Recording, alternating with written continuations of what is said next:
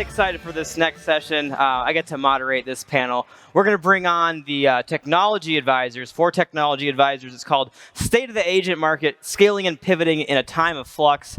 You'll see that word there, agents.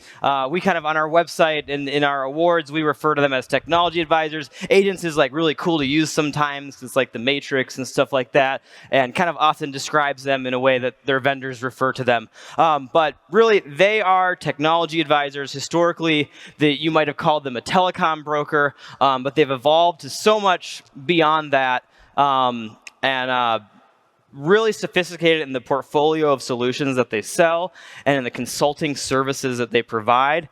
Most of them you'll find are moving up market. They're doing more and more with their customers in terms of the professional services that they're offering. And these, we wanted to talk to independently held firms and talk about how they are growing while also remaining independent. So without further ado, I'd like to bring them onto the stage. Come on.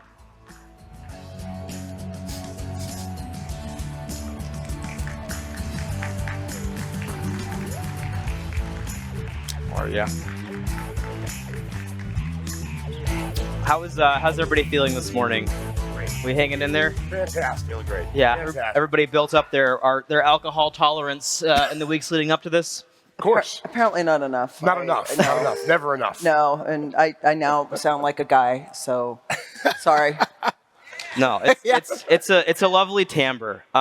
So I'd like to start by kind of getting into this first part of our questions, which is talking about scaling. So what I'd like you to do is, let's go down the line. Could you introduce yourself, tell us a little bit about your company, and then how is your company scaling?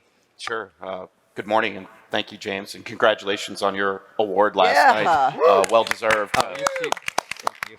I'm Eric Ludwig. I'm one of the co-founders of Rise Technology Advisors. We've been in business the shortest of the group up here. We started in October of 2021. Both my partner Ed and I spent over a decade in large distribution building out an agency within CDW. And for us, scaling is a challenge because we're bootstrapping our business, so it's investment light. So we have built a strong referral network. We've reached out to everyone we know in the industry, which we found is a pretty broad network. And we've engaged those resources in a revenue share in order to go out and drive opportunity. The first folks we brought on were really back office and front of the house marketing related. So our scale is taking care of our existing clients, so we're not a dog chasing its tail.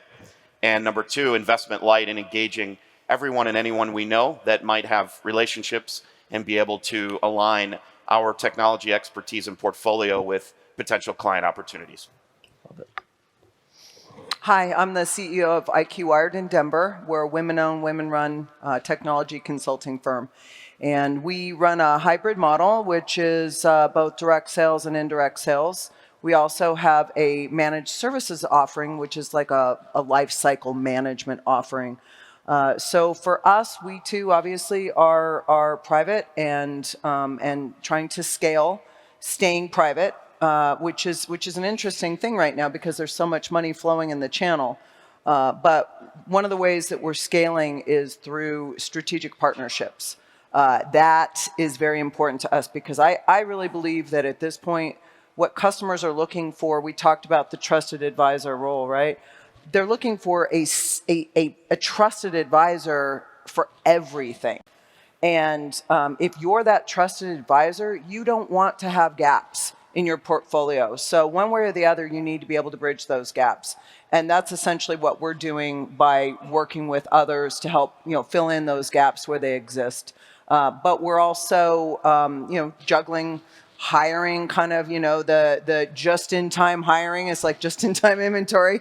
You also have to look at just-in-time hiring, and you don't want to overhire, but you don't want to underhire, right? So it is a balancing act. I think it really is, but that's kind of what makes it fun too, is because it's not cookie cutter. There's no prescription. It's a lot of kind of trying to collect data, but also using your instincts to make decisions quickly. Well, That's great because you see it as fun and I see it as nerve-wracking every day, right? My name's Salvage. I'm the Chief Revenue Officer for Kairos Data Communications.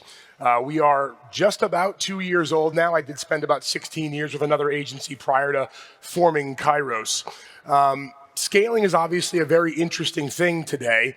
And I think that what we've done is we have tried to scale in a maybe a slightly different way. We are not going to take any of the PE money that's out there.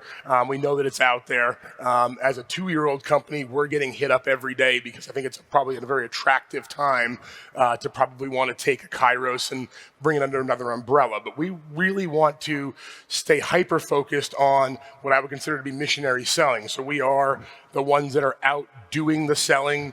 We don't have a lot of strategic sub-agents. We have a couple. But really our goal is to be that one source, as Darcee mentioned, for our customers. One of the things that I think that we do maybe a little bit differently, though, from a scaling perspective, is we hire quickly. And we have hired, I think we're up to 9 people now over 2 years. But our strategy in hiring is pay a lot up front and then wean that off. So although you do need a little bit of cash to do that up front, you start to see where you have a little bit of a heavier payroll, but then it really starts to subside and it starts to come back to reality. So if you can take that one little bit of nugget of time and take the jump, we really feel that hiring the right people in terms of culture and in terms of fit for your organization is probably the #1 thing that we've found that's worked very well for us. All right. Matthew Toth, founder of C3 Technology Advisors. We're based in the Midwest. There are 35 of us today, 13 consultants, 6 or so engineers, project managers, et cetera. We really focus on the offerings of the Avants and Telesis, the TSDs of the world. Don't really stray too far away from that stuff. As far as our scale, I was lucky enough that 11 years ago, I hired a guy. I was the one-man show, just like everyone else probably was at some point in time.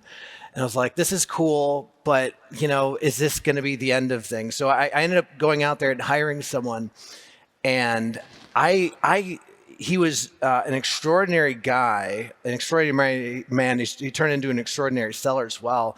And I got hooked on the drug of developing people. And I truly enjoy that. That became my overriding principle at C3. So at that moment, when it's just like, oh my goodness, can we replicate this? So that is scale. So what we're doing and what I'm really focusing on is finding the best people. The same way that we all have looked at our funnels, hey, we have all these UC deals and these CC deals. We have an HR funnel. We have a people funnel. So I think about that. If you build an incredible team, it's really, really hard to not succeed. So I focus every day. Don't get me wrong, we still need to go sell our deals and such. But one of those 35 people is an internal W-2 recruiter. Me and her really look at the marketplace and it's okay, we want this person, we want that person. I'm really focused on that. In that way, I'm not scaling, we are scaling.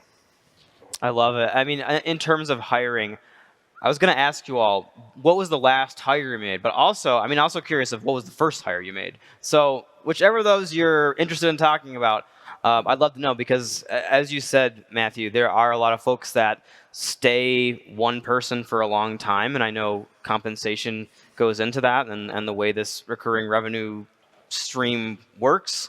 But yeah, anything on your first or most recent, so maybe that's the same person, hires? Sure. So I'll start that. We hired 2 people at the same time. They were our first 2 hires, and they were critically important. The first was a director of operations. I think a lot of organizations in the channel have built on this idea of constantly selling, moving on. And we have found that the technologies that we're offering to our clients are more complicated.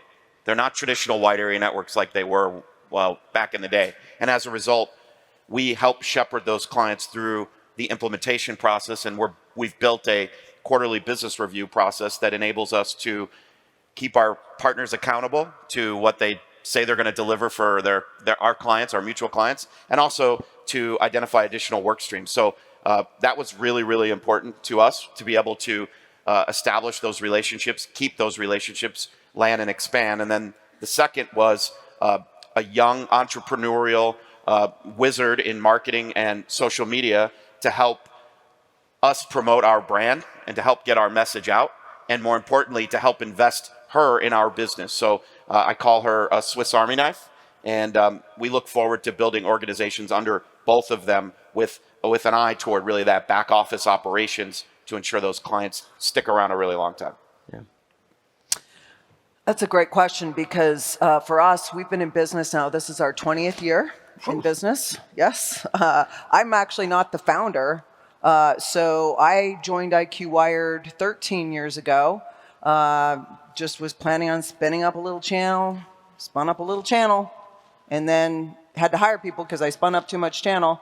And then the founder, her name is Tatiana, said, "Oh, you should be the VP of sales." And I was like, no, not really. So she got me there, and then she got me again when she said, "Oh, you should be the CEO of IQ Wired." I was like, nope, no, not doing it. And here I am, right? So she's very compelling. But I will tell you that in terms of what we started with and where we're at, I think, it's an interesting journey because for me personally, but also for the company, because, we started out, you mentioned how easy it was, right? I mean, back in the day, 20 years ago, everybody was doing QCB, and it was, hey, I'd switch you up on this line program, and it was super simple, and you made a lot of money, and that's how a lot of agents got into the business. So the first employee was a project manager to help manage those installs.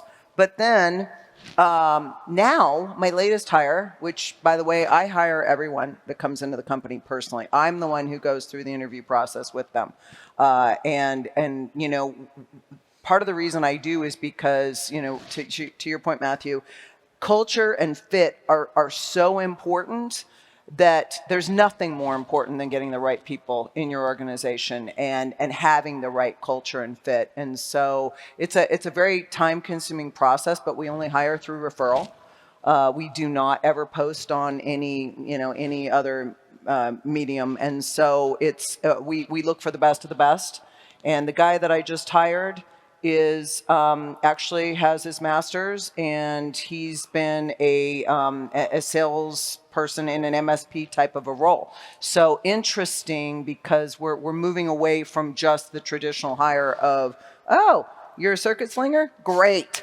Because that's what we all used to have, right? And there used to be like these factories that were pumping people out, Cbion and Integra and a lot of the CLEX. That doesn't exist anymore. And again, the landscape is so complex now, you can't really afford to do that. You need to bring in seasoned people, whether it's paying them a lot of money up front, or in our case, we pay residual. Right, so it encourages our people to continue to stay, and we have incredible longevity, and the knowledge just builds on itself, and that's been our strategy. That's great. That's great. I think if you don't understand what's going on in the market right now, suppliers are getting rid of people. Okay, so this is actually an excellent time to be looking for people if you guys are so inclined to do so. So if I were you, I'd be reaching out to your TSDs, the Avants of the world, the Intellisys of the world, find out who's moving and who's shaking and what suppliers are getting rid of great people, because we have seen incredible assets being released. So I could talk about the last person that I just hired, who happened to be the enterprise Zoom rep for the Mid-Atlantic, so Maryland, Virginia, and Washington, D.C.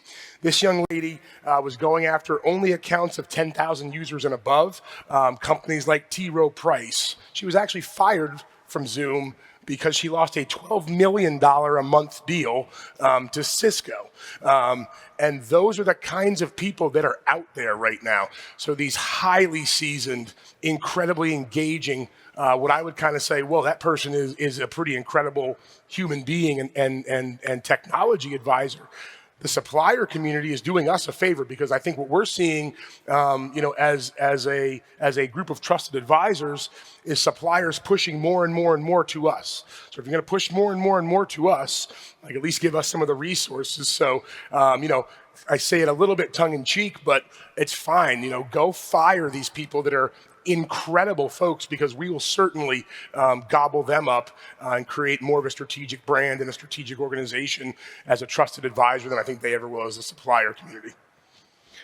And I want to keep going on that one, because I think it's something that regardless of now granted there's this influx of people because of all these cuts, but there are always good people out there. They slip through the cracks. Corporate America treats these people like shit, and they're like, oh gosh, like I really don't like my boss.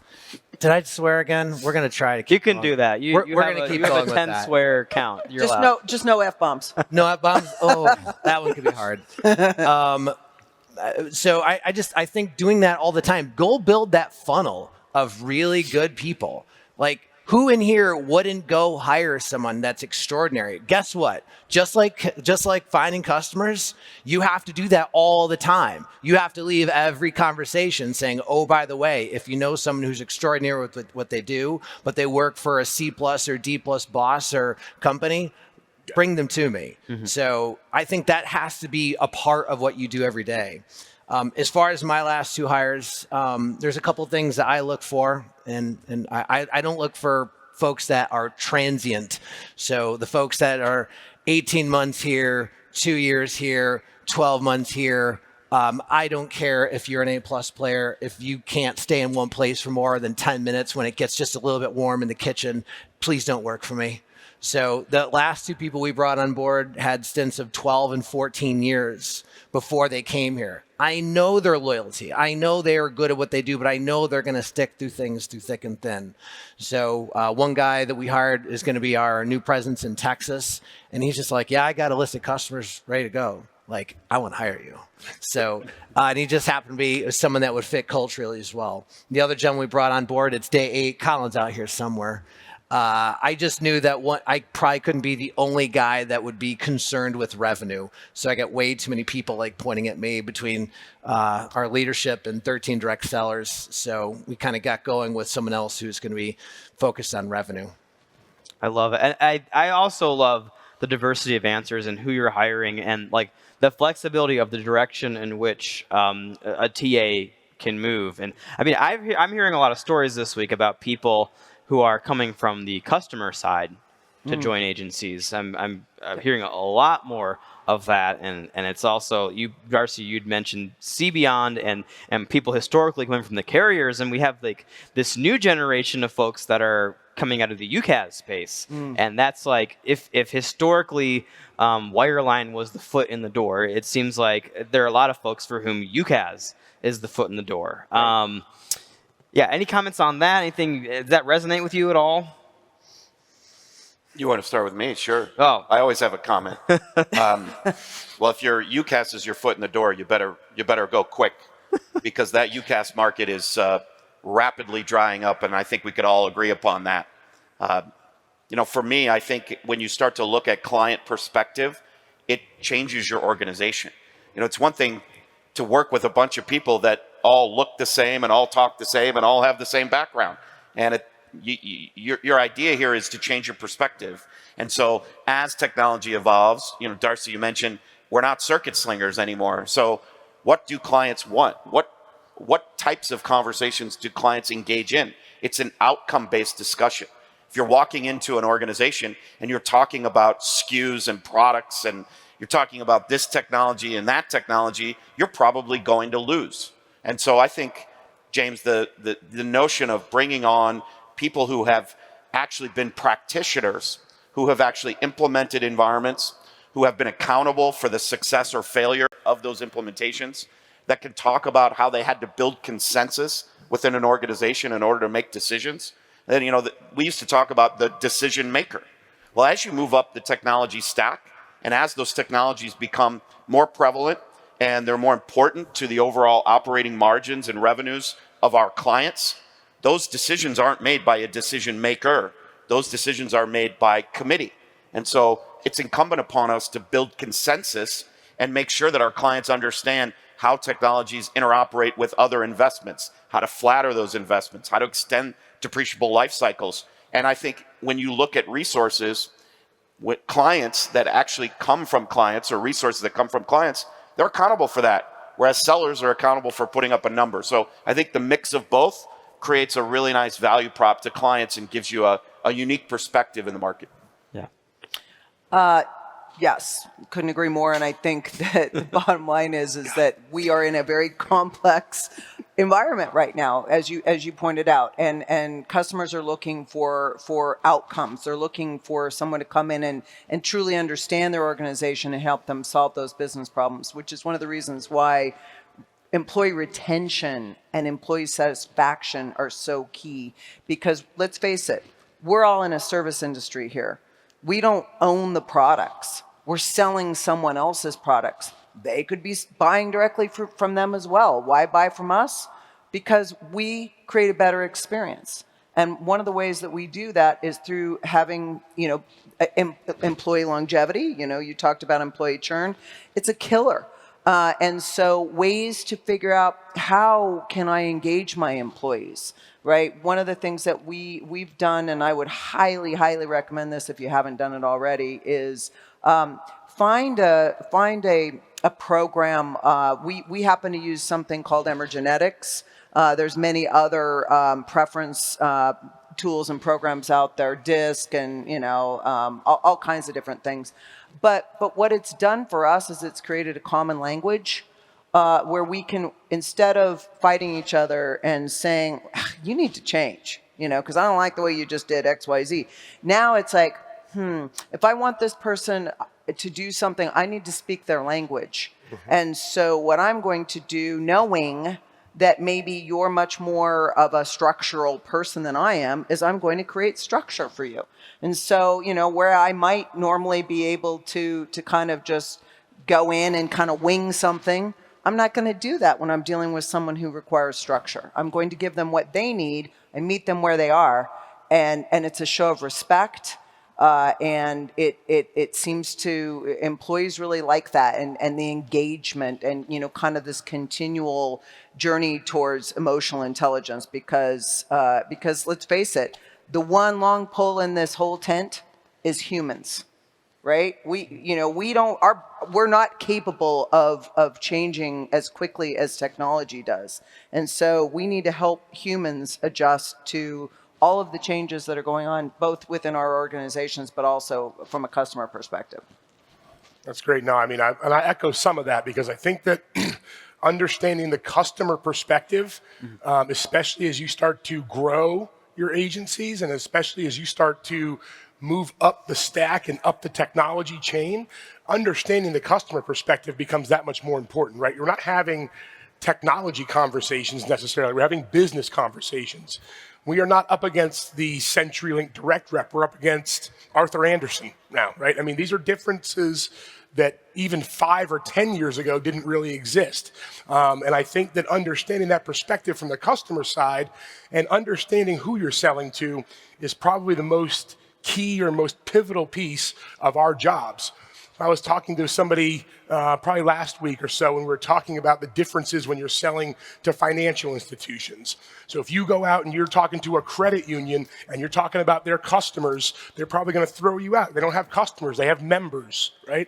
If you are talking to a healthcare organization, understand the challenges that they have, right? And as we're starting to think about how we're marketing to these customers, we're now starting to think more about a strategic way to put every one of these, and I hate the word vertical, but I'll use it anyway, but putting them into their vertical buckets and really going through a process and an exercise to say what is important to this vertical or this bucket, right?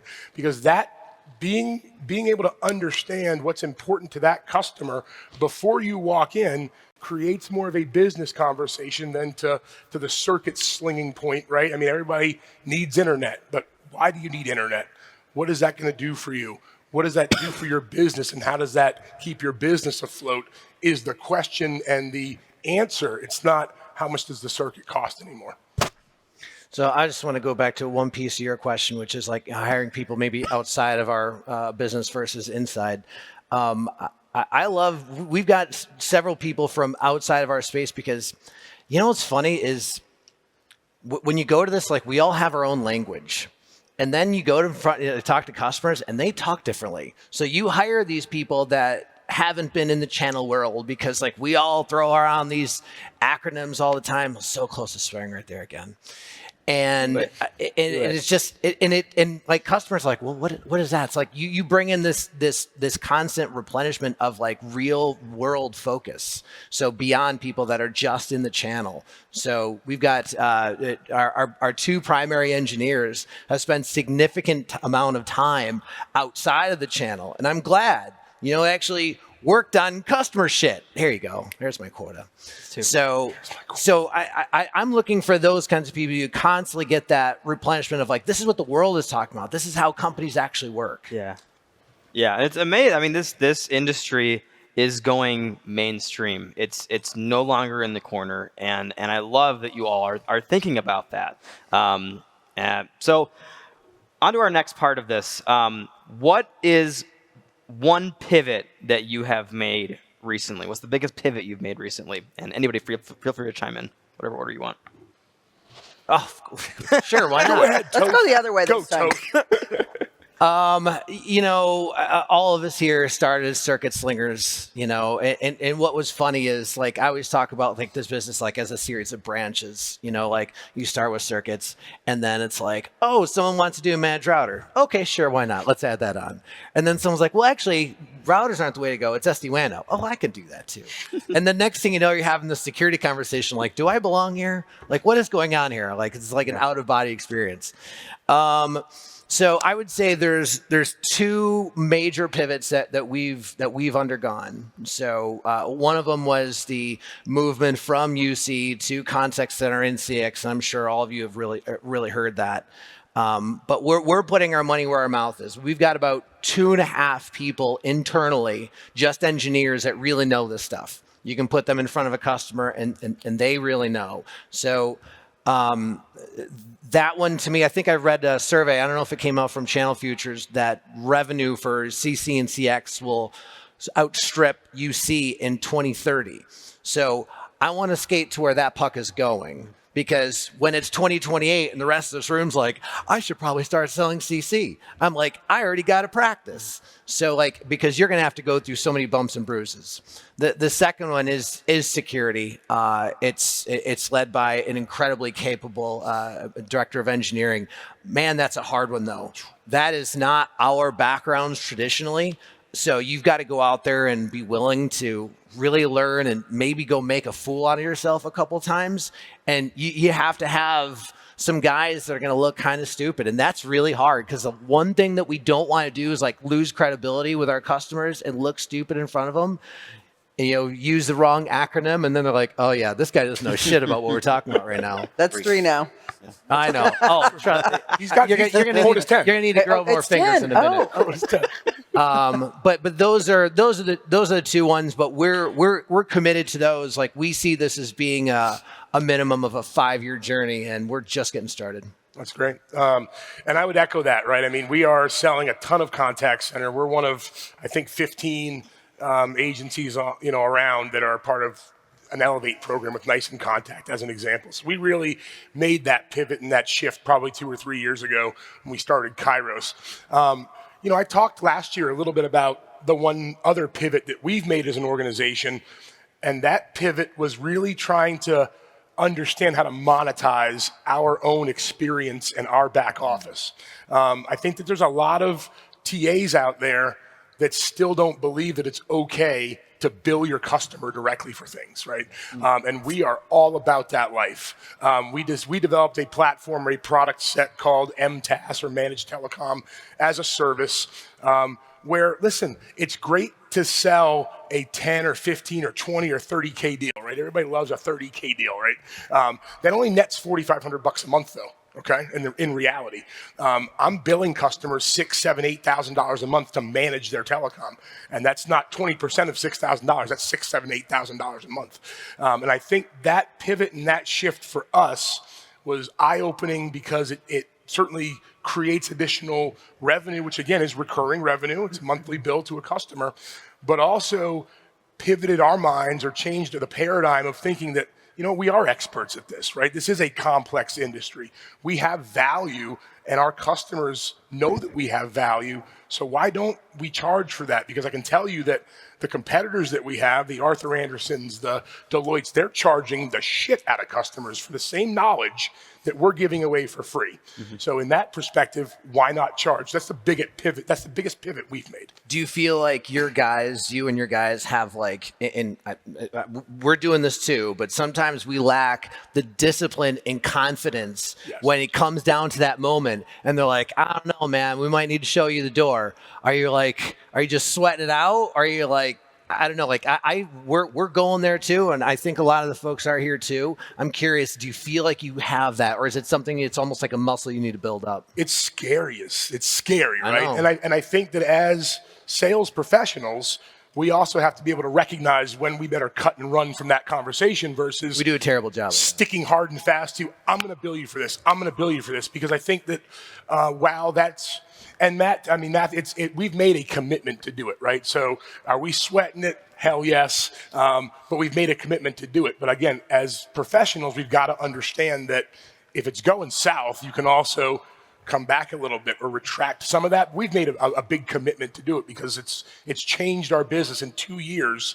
Our revenue from MTaaS in 2 more years will outstrip our revenue from the traditional contact center and UC sales, without a doubt. Wow. Hell yeah.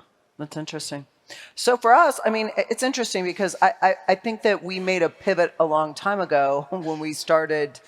We brought on our own engineering resource, right? And that was big because it allowed us to move into some of these other technologies that we probably weren't as comfortable with before. So we've been making this pivot for years. And interestingly enough, and I just had a board meeting, so I can tell you that I now know exactly what percentage of our business is what I call next gen. And we pivoted to 72% now. 72% of everything new sold is next gen service for us. So I think we've made the pivot. But I also like to talk to my team about, there's 3 initials, and I'm gonna have to compete with you on this one. The 3 initials it's ITS. Anybody want to guess what that means? Information technology shithole? I try shit. Okay. I thought shit was in that one. So I like to try shit. I like to see if things work. And if they do work, I'll pivot. Right? But otherwise, I'm not pivoting. And, but I see so much potential right now. We have pivoted towards security, right? We have pivoted towards all of these other types of services. I think there's a lot more. You talked about the carriers are shedding people. There's certain areas where, I'll use SLED as a good example. They want our help with SLED, right? Big time. They need our help with SLED. Is that an opportunity? Yeah. Is it one you maybe want to check out? Maybe. Or maybe it's too painful and you don't. But as things are changing, there's just so many more opportunities for us. And again, to bill for services, we do have our managed service that we bill for as well. And I think that it actually gives you credibility with a customer because it's like, I know what I'm doing. I'm comfortable charging you for this service versus it's free? Wait a minute. There's got to be a catch, right? Everybody knows that free is not free. No perceived value. Right. There's no perceived value. So I think that's been another pivot is to start looking to become, again, that trusted advisor. And like you said, our competitors are changing. Oh, yeah. And I think that's something everyone in this room really needs to understand too, is the players are changing significantly. I'm surprised none of you said AI. Wow. I know you're all talking about it. We've talked about it at length. For us, it's about how do our clients use technologies to drive revenue. Clients want to talk about top-line growth and profit. And we have all these tools and resources to help our clients use technology as a profit center. And if you look at particularly customer experience, they're using technology as a profit center. They're using technology to optimize and more effectively and more efficiently bring their products to market, serve their clients. One of our advisory board members was out here in Vegas a couple weeks ago at the National Association of Broadcasters convention, NAB. And the entire conference was about AI. It was about the two people that are watching exactly the same stream on Netflix that are getting two completely separate ads because the company that provides the content knows exactly what you watch, where you live, how you pay, how many profiles you have, and they can serve you a targeted ad, and as a result, they can charge more for it. So how does technology drive revenue? That is the number one, and that is the number two question that we're asking every single client that we engage in, and that will provide you the roadmap. Maybe driving revenue means optimizing current spend, where we get into the traditional conversation around, well, let's transform you from this supplier to that supplier, or this technology to that technology. However, when you start to look at AI in particular, which every client wants to talk about, and no one knows, I'll come to the party, no one knows shit about it. Exactly. They don't know anything. So I think for us, it's making sure, back to Matthew's comment about where's the puck going, not where is it. I think, Lucas, your comment about win fast, lose faster, find your lane. But most importantly, for us, it's being relevant, carrying the same goals and responsibilities that those leaders have, and finding ways to spread out within the organization and truly affect revenue and gross profit, and you will be a technology advisor and partner for life. Yeah, I mean, I'm wondering, so we have about 10 minutes left. I'm giving you an extra 5 minutes. But I'm wondering if one of you, I don't want to necessarily go through the line on this one, but wondering if one of you could give some advice to the newer TAs who have entered the space recently and in this rich time where you can, at least for this, like last year, you could build your business on UCaaS spiffs, and you could that could help you bootstrap your business and get going. But I do think a lot of people are complacent in that. Do you have any of you have any recommendations for them, or warnings for them, in kind of what you were saying earlier, Eric? Is like it's not going to last forever. Any advice for them? I'll give you some because we started a year and a half ago. Yeah. Don't chase the spiff because the spiffs go away. Chase what you're passionate about. Chase what your clients are passionate about, and chase what you feel fulfilled talking about, and that will come out to your clients. This business takes a while to develop. It takes a while to implement, and it takes a while to get paid, and it takes a while to fight in some cases to get the payments that you're expecting. That's nothing new to any of us. So, I think that you need to start on a firm foundation. You need to make sure you have enough capital to sustain yourself and your lifestyle, and not go chasing dollars and cents, because that could cause you to have to pivot very, very quickly, and you want to give yourself some time to execute. Yeah. And we're seeing it right now, James, right? I mean, we're seeing this. So I had dinner with one of my contact center suppliers last night, and I mean, we're seeing no spiffs in the contact center world right now. I mean, from the big boys, right? Do spiffs help build the business? They certainly have helped us over time, right? But if I was giving any advice, I would tell you guys that a $297 fully loaded contact center seat is going to get you a hell of a lot further than a $16 UCaaS seat. So focus your time on, unfortunately, slightly more expensive technologies than you may feel that customers are ready for, but they're ready to consume that, and they're ready to pay that money to get their services and solutions into a more stable, more robust, and more disparate environment. I would say if you're starting a business tomorrow, this means you're either a one or a two-man show. Maybe go find a subset of this stuff that you love, and just go super deep on it and have conversations like no one else can, because there's so much stuff in the portfolio. There's 500 or so different companies. Go just be the most amazing infrastructure guy or DR, or understand a vertical really, really well. Because I don't know how a one-man show effectively goes in and just says, and does the thing hey, I got all these watches, I don't think that works really well. I think you got to be I know this, and I'm also pick that thing that you're passionate about too. Mm-hmm. So if you've got a specific passion, don't try to be everything to everybody. Just go super deep on maybe one or two things. I would just add to that. I think that there's a lot of people out here who are very caring and willing to share their experiences. And we were just out drinking last night, as a matter of fact. And one of the women came up to me and said, I would just really like to pick your brain. Is that all right with you? Can I just reach out to you? And it's like, yeah, do it. And there's a lot of people who do know a lot in this community, and this is a very giving community. And, I think that there's ways that we can help each other, right? We don't all have to reinvent the wheel. Let's learn from each other. Let's figure things out together. I operate from an abundance belief system, and I believe there's enough to go around, right? I don't think we need to be fighting each other. I think we need to help each other succeed.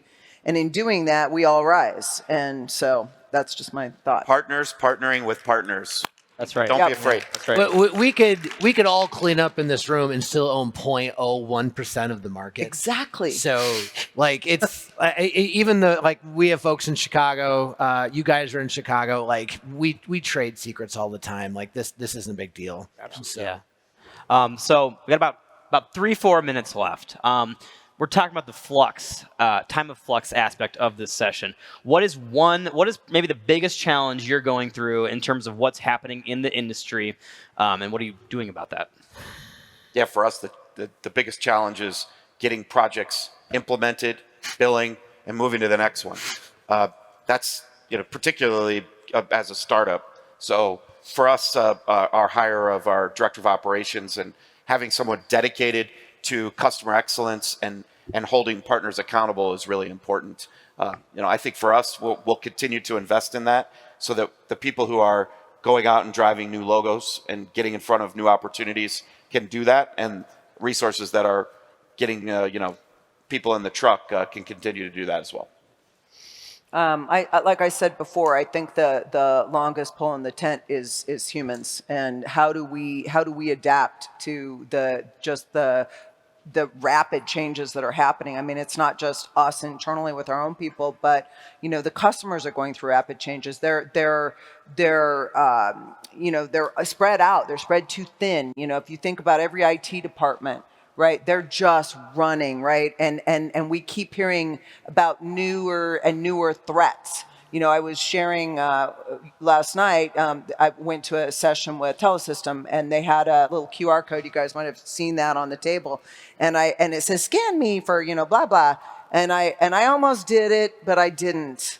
And I'm so glad I didn't, because it was basically, it was to show us all that these QR codes, you can't trust them anymore, right? Everybody's so used to just picking up your phone and I'm just going to scan it. And they're using that now to hack people too. And so I think just trying to keep up with the volume of information is overwhelming. It's overwhelming for us. It's overwhelming for our customers. And so how do we cut through it? And how do we cut to the chase? And I really do think it's through partnerships and really communicating as much as possible. Absolutely. And to echo Matthew, I mean, if you've been in this space for a while, I mean, my director of operations and his director of operations are they FaceTime each other all day long. So I don't know when they're doing their work, but I think that ultimately our biggest challenge has again been this movement on the supplier side to push more onto us. And we have been seeing that probably for the last 2 to 3 years. So I think that, to echo Eric, having that back office is wildly important, because I want to know that once a piece of business has been signed and executed, that somebody else is going to pick that up and going to bulldog that thing until it's completed. James knows my bulldog as well. I have one. We're seeing that in every aspect, whether it's the ungodly amount of money that suppliers are starting to charge to implement, or the shitty service that they're getting, or the even worse support that they're getting. So for us, it's keeping up with, as they become worse and worse and worse and worse, how do we maintain our ability to be better and better and better and help to continue to serve our clients when we're not getting the same support that we need in order to give that information back to our clients? That's been a challenge for us. Yeah. I can think of two off the top of my head. Challenges, deployment of resources. Like once you're billing, millions of dollars a month and you have like money coming in, you're like, okay, where are we deploying this? What are you hiring more? Are you training more? Are you hiring for this position? Should I do something in social media? Could I just go hire another sales guy? Like at a certain point in time, like you become like a real CEO and you're like, okay, I got to figure out all that stuff. And when there's a couple extra zeros in there, it's like, all right, I got to make sure that these are all right. The second one I'll just give you as a challenge is like, I remember starting 14 and a half years ago, and I think there were like 17 companies in the channel. So it was like, do you want Global Crossing? If not, I've got Level 3 or McLeod. And now there's 500 of them. And like, I look at my engineer every once in a while, like, I didn't know that guy was in our portfolio. Did you? He's like, no, I didn't know. So like, we are supposed to be, the arbiter of truth for our customers. Wow. That's really, I'm gonna say it's really fucking hard. Yeah. So like keeping up is really, really difficult. So that's a challenge. I'm glad we have an outstanding engineering staff to help us with that, but it's a challenge for everybody here too. Yeah. Well, it looks like our time is up, everybody. I thank you so much for this conversation. I hope this conversation will continue. If you're a TA, come talk to us. If you're a vendor or TSD, come talk to them. But in the sense of like, what can we do for you in terms of these challenges that they are posing here? So thank you all. Let's let these conversations continue. And I love like partner to partner, partners working with partners partnering with partners. Yeah. Novel idea.